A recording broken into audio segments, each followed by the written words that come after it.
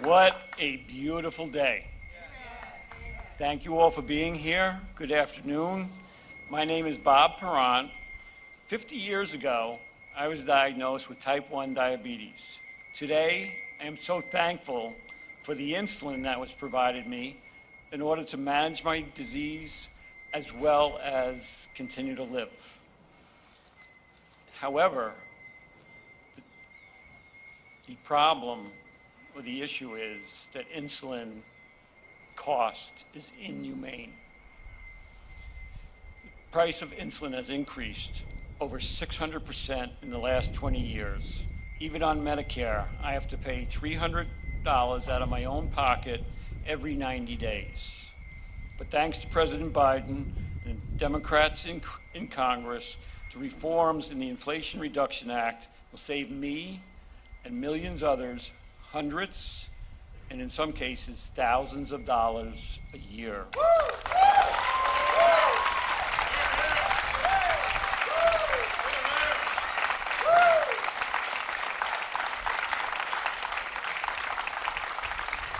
To me, that's sleep insurance, because I can go to bed at night knowing that my out-of-pocket costs for all that I have is going to be affordable and predictable, and that's very key. The Inflation Reduction Act is historic, lowering prescription drug prices through Medicare negotiation. Thank you.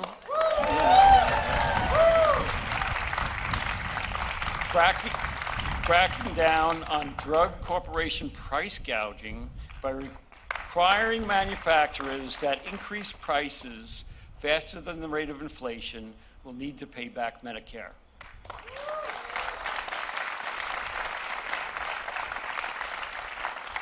And next, I think is the most important thing for me and for so many others, is the out-of-pocket cost. That will be big. For me, the Inflation Reduction Act will allow me to do things I cherish, be able to travel to see my grandkids, and also worry less about depleting my retirement savings. For others, lower drug costs will be the difference between life and death, and that does happen. This is why today I am honored, very honored, to introduce a man who stood up to Big Pharma.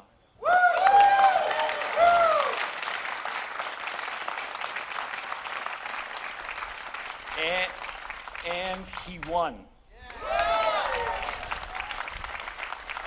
He delivered on his promise to lower drug prices and costs for patients like me. Ladies and gentlemen, President Joe Biden.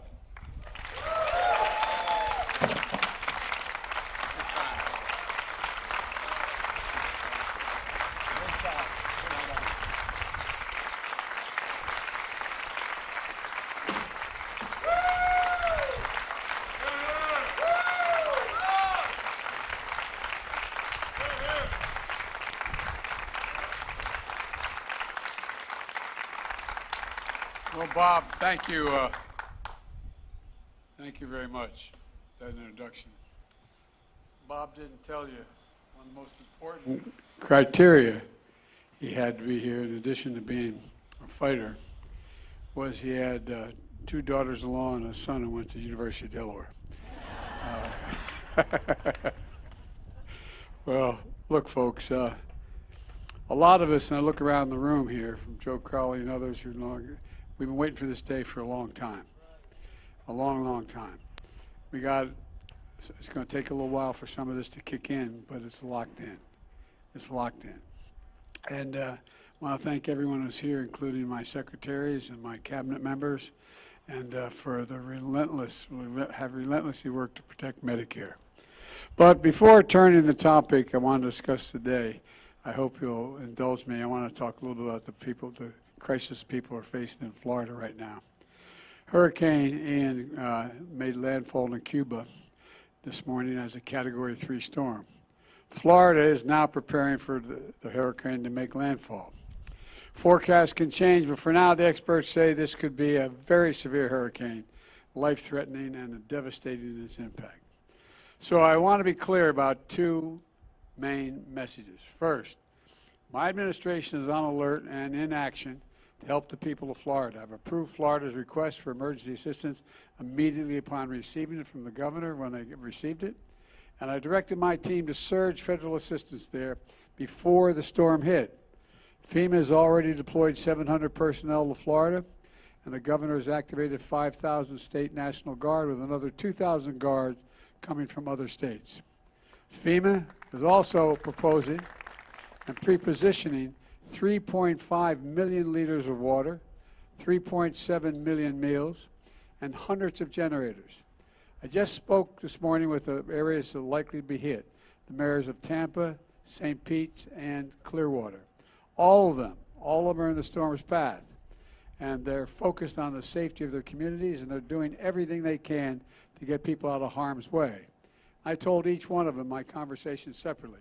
Whatever they need, I mean this sincerely, whatever they need, contact me directly, and they know how to do that. I have a lot of personnel down there already. We're here to support them in every way we can. Second thing I'd like to mention is the citizens in the potential impact area should obey the instructions of local officials, evacuate when ordered, and be prepared for the storm when it comes. And evacuations have already been called for, and apparently they're going along in a fairly orderly way in each of the 3 cities. Your safety is more important than anything, and I know our hearts are with everyone who will feel the effects of this storm, and we'll be with you every step of the way. We're not going away. And as we prepare for Ian's landfall in Florida, I remain focused on helping Puerto Rico recover from the aftermath of Hurricane Fiona. Hundreds of FEMA and federal personnel are now there, including search and rescue teams, the U.S. Army Corps of Engineers for power restoration, and other experts from around the country. FEMA has already distributed $40 million in direct assistance to survivors to help them begin to rebuild their homes, and FEMA also is providing $700 in direct assistance to families displaced from their homes to meet critical needs of food, first aid, prescriptions, and baby food and fuel now. And I immediately approved the expedited major disaster declaration to provide individuals with public assistance to help their communities recover as well. This declaration will get federal resources out quickly and help people start to rebuild their lives. They've been through a rough period since the last hurricane. And as part of the declaration, I've also authorized a 100% federal funding for debris clearance and rescue for power and water restoration, shelter and food for the entire month. And to the people of Puerto Rico who are still reeling from Hurricane Maria 5 years later, we're with you and we're moving forward with you, and we're not going to go home till it all gets done. Now, today's events about Medicare. You know, I want to share the progress that we've seen in making to bring down health care costs and strengthen Medicare, which is, for so many seniors, the only thing they can rely upon, and we've worked really hard to maintain it. The way I think about it is the way my dad talked about, the way so many of you at home talk about issues around the kitchen table. How much are your monthly bills? How much do you have to pay for the necessities? And will there be enough at the end of the month for just a little bit of breathing room, as he used to say? Just a little breathing room. A big cost and a big concern for most folks is prescription drugs and other health care. Reducing that cost and concern is one of my top priorities. That's why I signed into law the Inflation Reduction Act, one of the most significant laws in our history. It finally delivers on the promises that many of us have made in this audience as well, that the American people have had to undergo for decades that we're going to change. For example, we pay more for prescription drugs than any other advanced nation in the world, and there's no good reason for it. For years, many of us have been trying to fix this problem, but for years, Big Pharma has stood in the way to. Not this year. This year, the American people won, and Big Pharma lost. For years, there's been no check on how high or fast Big Pharma can raise drug prices. But thanks to the Inflation Reduction Act, that ends now. Now, if Big Pharma tries to raise drug prices faster than inflation, they'll be penalized, and they have to rebate the money to Medicare.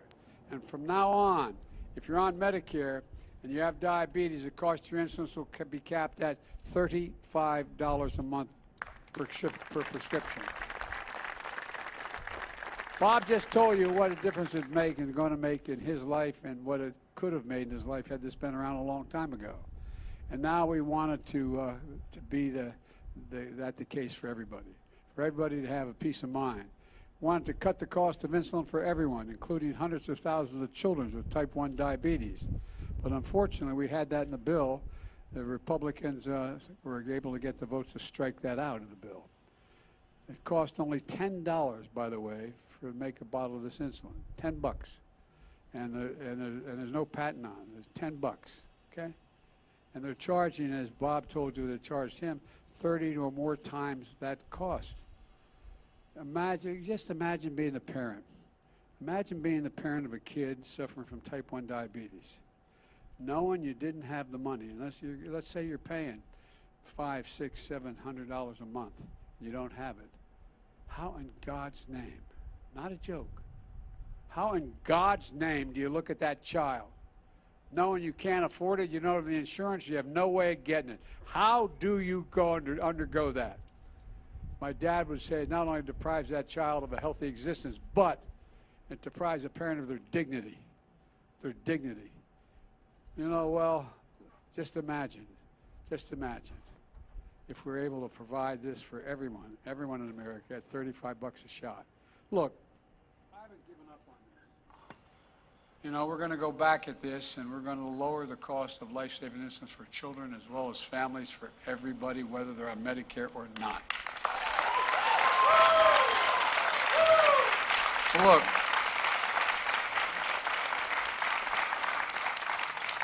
after years of Big Pharma blocking it, Medicare will finally get the power to negotiate lower prescription drug prices.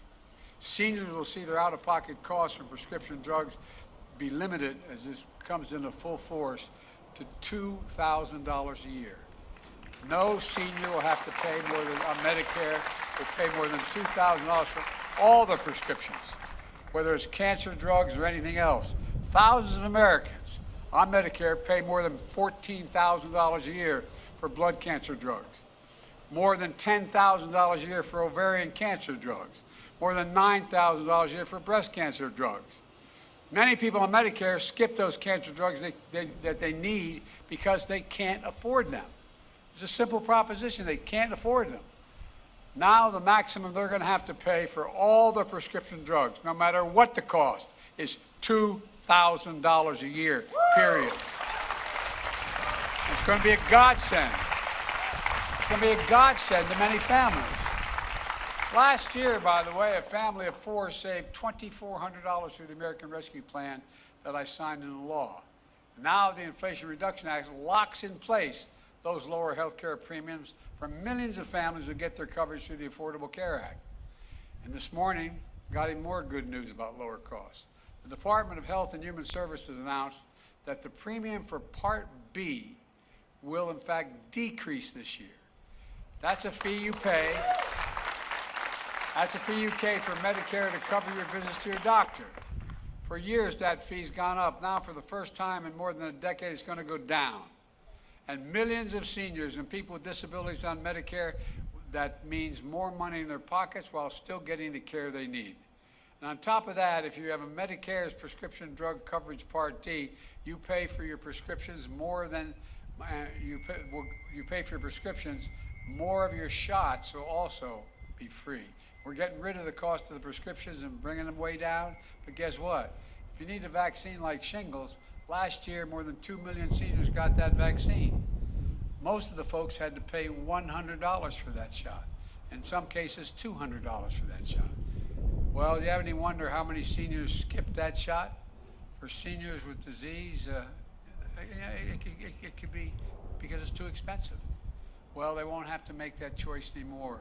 Thanks to the Inflation Reduction Act starting in January, senior Medicare prescription drug coverage and the price you pay for these shots will drop to zero. Zero. As I said, just for the shingles vaccine alone, that's more than $100 or more out of your pocket. My administration has taking other steps to bring down health care costs as well. I met with my competition council made up of my cabinet and those who work with the cabinet. They're charged with promoting compensation across our economy, competition I should say, across our economy to help lower the prices and raise wages. One thing we've done is to make affordable hearing aids available over the counter starting next month, so people don't have to pay for these expensive devices and specialist visits. We'll literally save patients thousands of dollars. And to bring greater transparency to healthcare costs, my administration has also outlawed surprise billing. You know, if your insurance plan didn't cover a particular doctor, and you didn't even know he or she was being consulted, and you got an extra bill for thousands of dollars, you can't do that anymore. They can't do that anymore. Millions of hardworking Americans will no longer have to worry about unexpected medical bills. We're going to be able to pay for all of this by making sure the biggest corporations in America begin to pay their fair share of federal taxes. Folks, for decades, the biggest corporations have fought to block a fair tax code.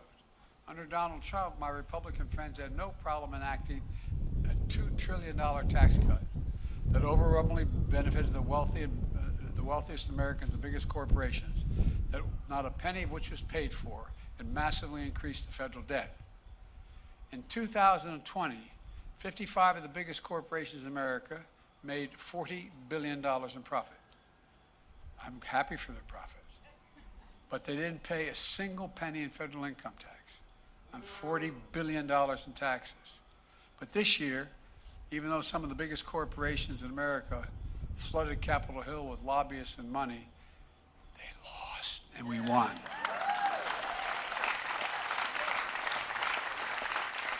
Now corporations will have to pay a minimum corporate tax of 15%, just 15%. We're not gouging anybody. 15% minimum. That's it. That's it. The days of $1 billion companies paying zero taxes are over, though. There's enough money there to pay for an awful lot of this. And let me be crystal clear about something else. No one, as I said when I ran, no one earning less than $400,000 a year will pay a single penny more in federal taxes. If you're making less than 400 grand, and I hope none of you are, I hope you're all making more than that, you have to pay a penny more in taxes if you make less than 400. You know, that's commitment I made in my campaign and commitment I'm keeping. And we're doing all this by bringing down the deficit at the same time. Hear about us being big spenders? Well, they raised the debt by $2 trillion. We've reduced the deficit in my first year, 2021, by $350 billion, okay? The need was some student loan forgiveness and all the cost of all these things. We're on track to reduce the deficit this year, fiscal year, by more than $1 trillion. The Inflation Reduction Act will reduce it another $300 billion over the next decade. That's possible because Medicare is finally going to be able to negotiate lower prescription drug prices, so less money paid out. Now, I wish I could say the Republicans supported this progress in reducing health care costs and strengthening Medicare. That would be good for all of America. But they have a very different idea. Every single Republican voted against the Inflation Reduction Act. And when it actually came time to do something about inflation around the kitchen table, every one of them said no, House and the Senate. And sadly, it goes even further. 158 House Republicans have already signed a Republican budget that will cut Medicare and Social Security. I know you think I'm probably exaggerating that, but there's a pamphlet, 12-point plan to rescue America by Senator Scott of Florida, okay? I won't read through all of it, but it says, all federal legislation sunsets in 5 years. If it is worth keeping, Congress can pass it again. Translated, if you don't vote to keep it, you don't get it. Now, what do you think they're going to do when the House Budget Committee started talking about the cost of Medicare and Social Security and why we can't afford it? Folks, You know, the senator in charge of reelecting United States Senators, Senator Scott, has proposed a plan that's where Social Security, Medicare, and every 5 years on the chopping block. It means every 5 years you either cut it, reduce it, or completely eliminate it. Social Security, Medicare. You know, you've been paying into Social Security since the first job as a teenager and you get your paycheck. And by the way, then there's Senator Ron Johnson of Wisconsin. He thinks waiting 5 years, every 5 years, is too long to wait. Not a joke. These are actually in writing, okay? He